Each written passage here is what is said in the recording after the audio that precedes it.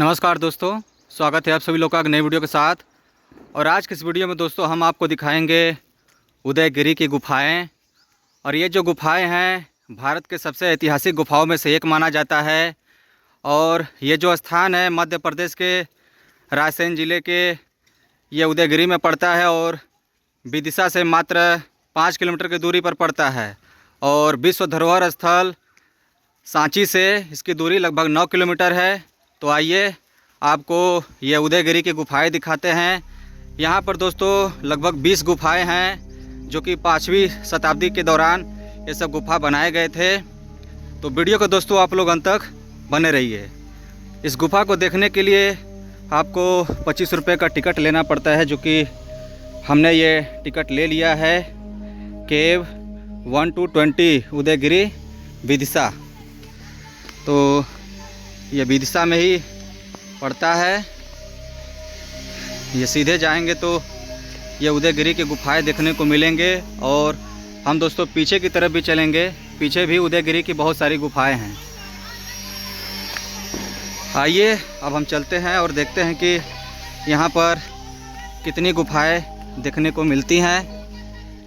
एक तरफ ये गांव भी है, गांव से लगा हुआ ये उदयगिरी ये पर्वत, और यहाँ पर अनेकों गुफाएं देखने को मिलते हैं। और फाइनली दोस्तों हम उदयगिरी ये गुफाएं तक पहुँच चुके हैं, जिसमें ये पहला गुफा हमें देखने को मिला है। यहाँ पर देख सकते हैं इसके बाहरी दीवारों पर ये जो चट्टान है इसको काटकर गुफा बनाया गया है। और इसके बाहरी हिस्से पर देख सकते हैं भगवान गणेश जी की प्रतिमा को उकेरा गया है। और इसकी एक तरफ भी यहाँ पर कुछ देवी देवताओं की नक्काशियाँ उकेरी गई हैं। बहुत सारी चीज़ें तो खंडित हो गई हैं। और ये है गुफा। गुफा के अंदर देखेंगे तो एक क्या है, सिंह जैसा बना हुआ है, शेर। यहाँ से देख सकते हैं ये शेर जैसा बना हुआ है। और ये गुफा है जो कि चट्टानों को काट कर इसे बनाया गया है। यहाँ पर मिले शिलालेखों के आधार पर गुप्त नरेशों द्वारा इस गुफाएं के निर्माण कराए गए थे। और इसके बगल में भी देख सकते हैं ये है आपका ये दूसरा गुफा। यहाँ से देख सकते हैं ये भी एक गुफा है और ये पूरी तरह से चट्टानों को काट कर इसे बनाया गया है। हालांकि ये सुरक्षा की दृष्टि से इसे बंद कर दिया गया है ताकि कोई हादसा ना हो। और यहाँ से देख सकते हैं इसके अंदर कुछ नहीं है। एक छोटे बड़े ये गुफा हैं जो कि पूरी तरह से पत्थरों को काट कर इसे बनाया गया है। और यहाँ पर जितने भी गुफाएं हैं सारे के सारे 5वीं शताब्दी का बताया जाता है, जो कि गुप्त नरेशों द्वारा निर्मित कराया गया था।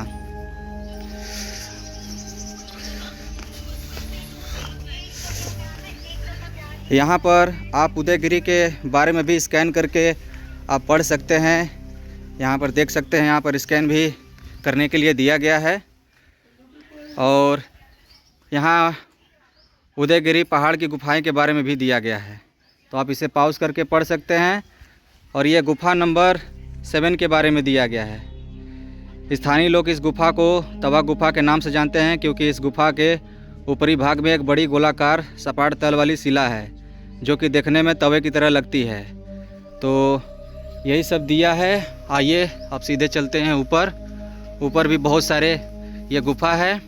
और यही है दोस्तों ये तवे की तरह दिखने वाला ये तवा गुफा, क्योंकि ये तवा की तरह ही देखने में लग रहा है, इसीलिए यहाँ के स्थानीय लोग इसे तवा गुफा बोलते हैं।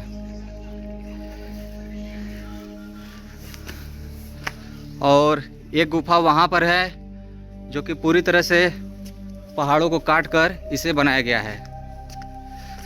और इसके एक साइड में एक गुफा और है।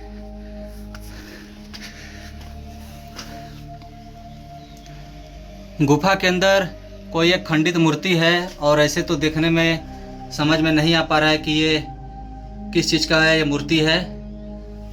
और आइए अब आगे चलते हैं। आगे भी बहुत सारे अभी गुफा हैं। यहाँ पर भी देख सकते हैं हर गुफा के अंदर कोई न कोई प्रतिमा स्थापित है, जो कि पत्थरों को काट कर ही इसे बनाया गया है। यहाँ पर देख सकते हैं। हालांकि यहाँ पर एक कमी है, भारतीय पुरातत्व विभाग को यहाँ पर लिखना चाहिए कि ये कौन सा गुफा किस चीज़ की प्रतिमा है, तो काफ़ी हद तक समझ में आ जाता। ये गुफा क्रमांक संख्या 12 के बारे में दिया गया है। यह गुफा एक काले की तरह दिखाई देती है। इस गुफा के दोनों तरफ मुख्य देवता के नीचे की ओर द्वारपाल खड़े हैं। यह गुफा भगवान विष्णु के नरसिंह अवतार को समर्पित है, जिसको अब तक की सबसे प्राचीन नरसिंह की प्रतिमा माना गया है। इस गुफा के पास शंख लिपि में लिखा हुआ लेख प्राप्त हुआ है, जिसको अभी तक पढ़ा नहीं जा सका है। कुछ विद्वानों का मानना है कि शंख लिपि में उत्कीर्ण लेख गुप्त काल से पहले के हैं, क्योंकि कुछ लेखों के ऊपर ही प्रतिमाएं एवं गुफा काटी गई हैं। और यहाँ पर भी इंग्लिश में दिया गया है, तो आप इसे पढ़ सकते हैं। इसके अंदर भी देख सकते हैं दोस्तों, एक खंडित मूर्तियां हैं। आइए आपको भगवान विष्णु के वराह अवतार के प्रतिमा दिखाते हैं। और इसके चट्टानों के ऊपरी हिस्से पर देखेंगे तो ये चट्टानों को काट कर ही बहुत सारी नक्काशियों को उकेरा गया है, जो कि आज भी आप इसे देख सकते हैं। बहुत सारी मूर्तियां तो खंडित हो चुकी है, लेकिन अभी बहुत सारी मूर्तियां आपको अच्छी कंडीशंस में देखने को मिल जाएंगी। और यहाँ पर देख सकते हैं, ये है भगवान विष्णु जी का प्रतिमा। और यहाँ पर इसके बारे में भी दिया गया है। इस गुफा में एकास्म पत्थर में काटी गई शेषयासु विष्णु की प्रतिमा विद्यमान है। भगवान विष्णु को शेषनाग के ऊपर लेटे हुए दर्शाया गया है। उनके वाहन गरुड़ को भी पक्षी के रूप में बैठे दिखाया गया है। यह शेषधारी विष्णु की प्रतिमा एवं बड़ी प्रतिमाओं में से एक है। यहाँ की सबसे बड़ी प्रतिमाओं में से एक है। तो ये शेषनाग पर ये लेटे हुए ये भगवान विष्णु जी की ये प्रतिमा है। और उसके ऊपर भी देख सकते हैं, ये गरुड़ देवता का भी है। ये ग्लास लगा है सुरक्षा की दृष्टि से। ये पूरा ये ग्लास है, ये ग्लास के अंदर ये पूरा पैक है, ताकि कोई इसके साथ छेड़छाड़ ना कर सके। तो उदयगिरी की गुफाओं के अंदर आएंगे तो सबसे बड़ी प्रतिमा आपको ये भगवान विष्णु जी की देखने की मिलेगी, जो कि शेषनाग पर ये सोए हुए हैं। और इनके ऊपर गरुड़ देवता के उनके ऊपर हैं। यहाँ से देख सकते हैं। अगर ये ग्लास नहीं लगा होता तो शायद और अच्छे ढंग से हम आपको दिखा पाते। ग्लास होने की वजह से दोस्तों ये चमक रहा है। तो यहाँ की सबसे बड़ी प्रतिमाएं यही है भगवान विष्णु जी की। और इसके दोनों तरफ देख सकते हैं, ये द्वारपाल खड़े हुए हैं, लेकिन खंडित मूर्तियाँ हो गई हैं। इसके उस साइड भी था, लेकिन वहाँ की मूर्तियाँ गायब हो गई हैं। आइए आगे की तरफ चलते हैं। यहाँ पर कुछ पिलर भी बिखरे पड़े हुए हैं, जो कि ये उदयगिरी गुफाएं के अंदर ही ये सब प्राप्त हुए थे। ये गुफा नंबर 14 है और इसका जो हिस्सा है वो ढह चुका है। अब आगे चलते हैं। आगे भी अभी बहुत सारी गुफाएं हैं, तो देखते हैं कि क्या क्या अभी देखने को मिलता है। ये ऊपर जाने वाला रास्ता है, हालांकि ऊपर बंद कर दिया गया है। तो हम दूसरे गुफा की तरफ चलते हैं। उदयगिरी गुफा के हम दूसरे हिस्से में आ चुके हैं और यहाँ पर देख सकते हैं, यह गुफा क्रमांक संख्या 6 के बारे में दिया गया है। इस गुफा को सनकड़िका गुफा के नाम से जाना जाता है, क्योंकि यहाँ से सनकड़िका नाम की स्थानीय जनजाति के मुखिया का एक अभिलेख मिला है, जिसमें उत्तर पूर्वी मालवा पर चंद्रगुप्त द्वितीय की विजय का उल्लेख किया गया है। यह गुफा भगवान शंभु शिव को समर्पित है। वर्तमान में योनिपीठ के ऊपर एक शिवलिंग स्थापित है। यहाँ पर महिषासुरमर्दानी का संभवतः पहली बार अंकन किया गया, जिसमें महिषासुर को 2 भागों में चीरते हुए दर्शाया गया है। इस गुफा के पास ही एक छोटी गुफा है। छोटी गुफा में मातृकाओं की खंडित प्रतिमा है, जिनके साथ वीरभद्र या शिव का अंकन है। गणेश का भी यहाँ पर मूर्ति रूप में प्रारंभिक अंकन देखने को मिलता है। तो यही सब दिया गया है। और यहाँ पर देख सकते हैं, यह गुफा क्रमांक संख्या ये 6 है। यहाँ पर बहुत सारे खंडित मूर्तियाँ आपको देखने को मिल जाएंगी। और थोड़ा सा हम इसके अंदर देखते हैं कि क्या है। इसके अंदर देखेंगे तो भगवान शिव जी की प्रतिमा हमें देखने को मिल रही है, स्थापित है। तो ये गुफा क्रमांक संख्या 6 है। एक तरफ इनके दीवारों पर यह गणेश जी की प्रतिमा बनाई गई है और यहाँ से देख सकते हैं यह वराह अवतार में भगवान विष्णु जी का ये दर्शाया गया है। और यहाँ पर देख सकते हैं यह दृश्य एक पौराणिक कथा से संबंधित है। जब दानव हिरण्याक्ष भदेवी पृथ्वी को गहरे पानी में लेकर चला गया था, तब भगवान विष्णु ने वराह सुअर के रूप में अवतार लिया था तथा भूदेवी को दानों से बचाया था। वराह ने दानों का वध करके भूदेवी की रक्षा की तथा उन्हें अपने दांत से उठाकर ब्रह्मांड में उनकी जगह पर स्थापित किया। यहाँ इंग्लिश में भी दिया है, तो आप इसे पढ़ सकते हैं। तो ये भगवान विष्णु जी का ये वराह अवतार है, जो कि सुअर के रूप में ये दर्शाया गया है। तो जब भगवान विष्णु जी दानों का वध किए थे, तो वही सब इसमें दर्शाया गया है। और यहाँ पर देख सकते हैं ये बहुत सारी इसमें नक्काशियाँ उकेरी गई हैं। तो ये भगवान विष्णु जी का ये वराह अवतार में यह दर्शाया गया ये प्रतिमा है। यहाँ पर दोस्तों दिया गया है कि भगवान विष्णु जब दानों का वध करके भूदेवी की रक्षा की, उन्हें अपने दांत से उठाकर ब्रह्मांड में उनकी जगह पर स्थापित किया। तो जो दानों का उन्होंने वध किया था, तो वहाँ पर देख सकते हैं अपने दांतों से वो दबाए हुए दिखाया गया है। हालांकि ऊपर का ये मूर्ति जो है खंडित हो गया है। तो इसी जगह पर ये दर्शाया गया है। इसी गुफा में, उदयगिरी की गुफा में जब आएंगे तो आपको ये सब देखने को मिलेगा। आगे चलते हैं, आगे देखते हैं कि अभी और इसमें है कि नहीं।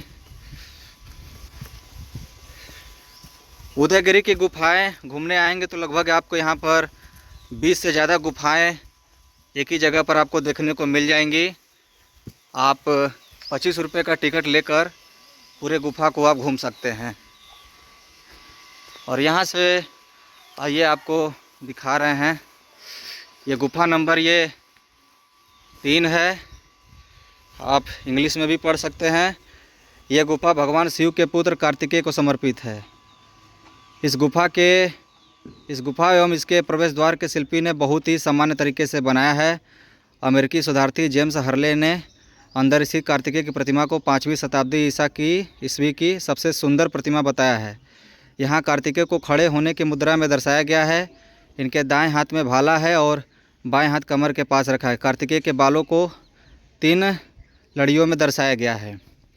तो ये जो गुफा क्रमांक संख्या 3 है, ये भगवान शिव के पुत्र कार्तिकेय को समर्पित है। तो आइए देखते हैं।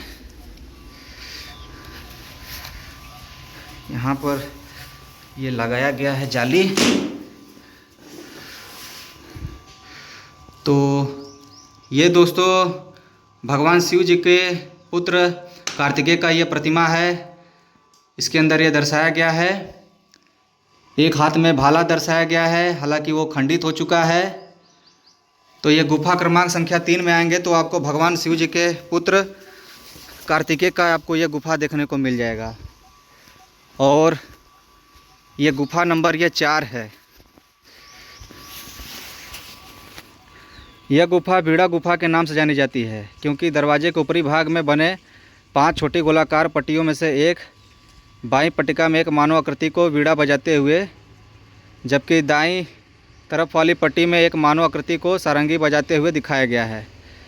इस गुफा में गर्भगृह में भगवान शिव की प्रतीक एक मुक्ता शिवलिंग एक चौकोर पहाड़ पीठ पर स्थापित है। तो भगवान शिव जी की इसमें शिवलिंग स्थापित है। तो देखते हैं गुफा नंबर 4 में। और यहाँ से देख सकते हैं दोस्तों, अच्छे से दिख नहीं पा रहा है। यहाँ से देखिए, ये भगवान शिव जी को समर्पित ये गुफा है। तो उदयगिरी की गुफाएं में ज़्यादातर भगवान शिव जी, भगवान विष्णु जी, यही सब दर्शाया गया है। अब आगे की तरफ चलते हैं। आगे अगर कुछ मिलता है तो आपको दिखाते हैं। यहाँ पर दोस्तों उदयगिरी गुफाएं के बारे में दिया गया है। उदयगिरी की गुफाएं स्थापत्य कला का बेहतरीन नमूना है। इन्हें चंद्रगुप्त विक्रमादित्य ने शकों को पराजित करने के बाद 4वीं 5वीं सती ईस्वी में बनवाया था। गुफाओं के निर्माण और उनमें देवी देवताओं की प्रतिमाओं की स्थापना के पीछे वैष्णव और उनमें जैन धर्मों के प्रचार प्रसार का उद्देश्य साफ झलकता है। यहाँ कुल 20 गुफाएं हैं, जिनमें 2 जैन धर्म और शेष 18 हिंदू धर्म से संबंधित है। गुफाओं की पहाड़ी पर मौर्य, शुंग और नागकालीन अवशेष देखे गए हैं, जिनमें बौद्ध स्तूप भी है। तो यहाँ पर 2 जैन धर्म गुफाओं के अलावा बाकी जो 18 गुफा है वो हिंदू धर्म से रिलेटेड है। ये गुफा है गुफा क्रमांक संख्या 19।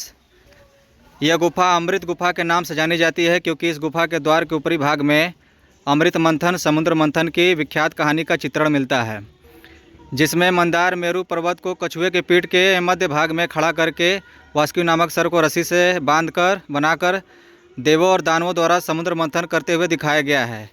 तो ये समुद्र मंथन का इसमें दर्शाया गया है। और यहाँ पर देख सकते हैं यह गुफा क्रमांक संख्या, ये कौन सा गुफा क्रमांक संख्या था, 19 है। ये समुद्र मंथन का दर्शाया गया है दोस्तों। यहाँ पर देख सकते हैं इसके अंदर भी एक शिवलिंग है और नंदी महाराज हैं। हालांकि ये एक बड़ा गुफा है, देख सकते हैं ये अपने 4 स्तंभों पर ये खड़ा हुआ है। तो अगर ये खुला हुआ होता तो शायद हम अंदर जाते, लेकिन ये बंद है सुरक्षा की दृष्टि से, और ये सबसे बड़ा गुफा भी है। तो यही था दोस्तों, ये समुद्र मंथन का ऊपर ये सब दर्शाया गया है। कहते हैं कि समुद्र मंथन से ही निकले हुए विष को भगवान भोलेनाथ ने पी लिया था, जिसकी वजह से उनका गला नीला पड़ गया था।